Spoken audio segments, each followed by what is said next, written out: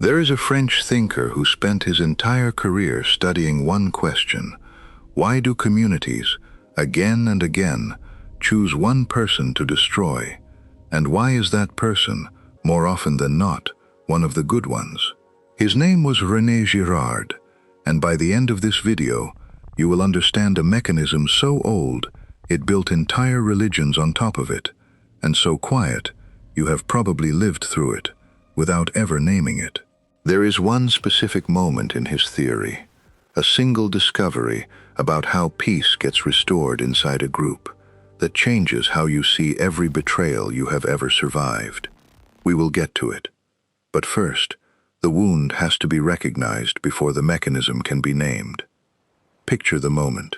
You were the reliable one, the competent one, the person a team, a family, a friend group quietly leaned on, without ever saying thank you out loud. And then, without a clear cause you could point to, the room turned. The same qualities that made you valuable became the very things used against you. Your calm got called cold. Your competence got called arrogant. Your honesty got called cruelty. You searched your own behavior for the mistake. You replayed conversations, reread messages, looked for the exact sentence that could justify what happened to you. You could not find one because there wasn't one. What happened to you was not a personal failure. It was not bad luck, and it was not because you misjudged people. You were caught inside a mechanism that operates underneath conscious thought. In almost every group of humans that has ever existed, families, teams, friend circles, entire online communities, it does not care how kind you were. In some cases, your kindness is precisely what fed it. You are not paranoid for feeling this. You are observant enough to notice a pattern most people never see clearly enough to name. Here is the mechanism, and it starts somewhere you would not expect, not with hatred, but with desire. Girard's core discovery was this: human desire is not original. You do not want things because they are inherently valuable. You want them because someone else wants them first. He called this mimetic desire, desire that copies itself between people, like a signal passed down a wire. A child does not want a toy for its own sake. He wants it the instant another child picks it up. Adults are no different. We chase the job, the partner, the status symbol, not because we independently evaluated its worth, but because we watched someone else claim it as valuable. Multiply this across an entire group, and something dangerous happens.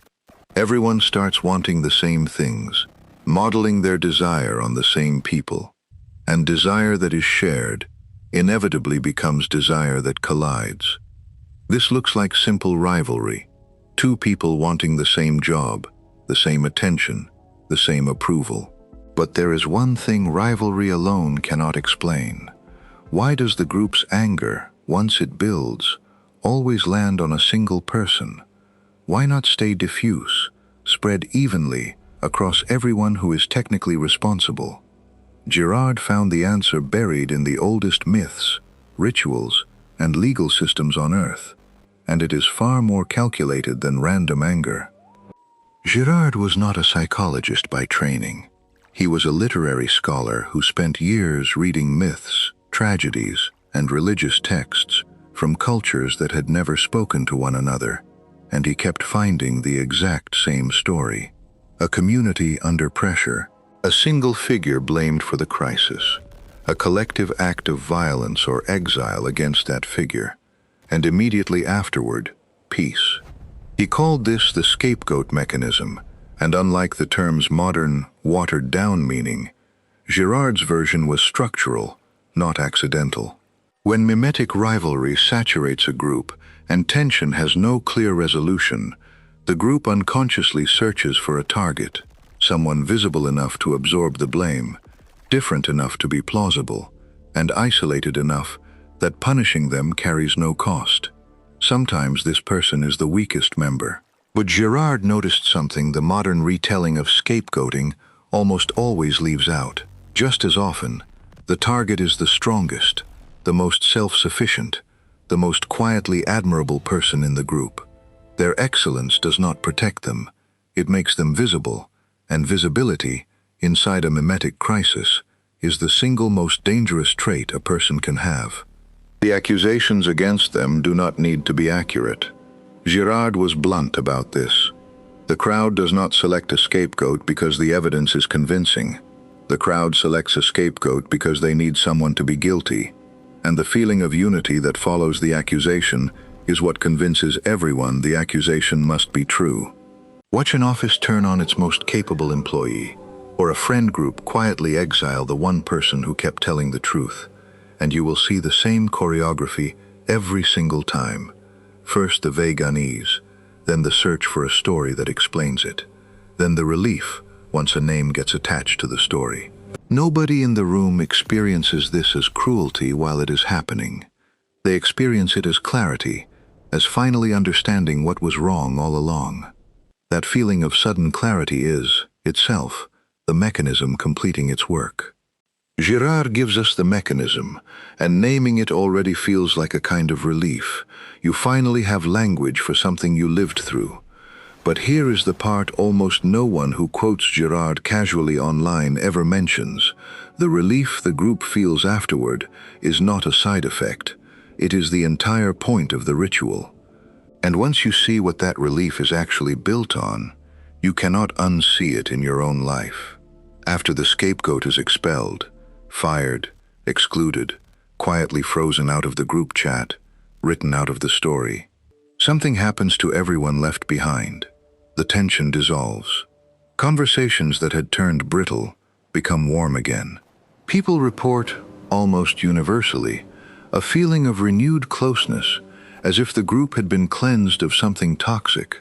Girard called this the discovery at the root of nearly every ancient religion, the realization that violence directed at a single unifying victim produces, at least temporarily, real social peace.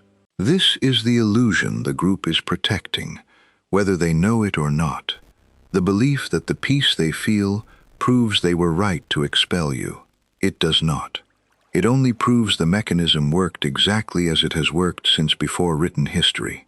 The group is not lying to you when they say things feel better now. They are telling the truth about their own nervous systems, while remaining completely blind to what produced the feeling. So what do you actually do with this, once you can see it clearly? Here is the one shift that matters more than any other. Stop asking what you did wrong, and start asking one different question the moment you feel a group's warmth curdling into scrutiny. Is the tension in this room actually about me, or is it about something this group cannot resolve, and is now looking for a body to put it on?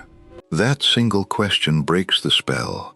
It will not stop the group from needing a target, but it stops you from supplying the confession they are fishing for, and it stops you from spending months auditing a character flaw you do not actually have.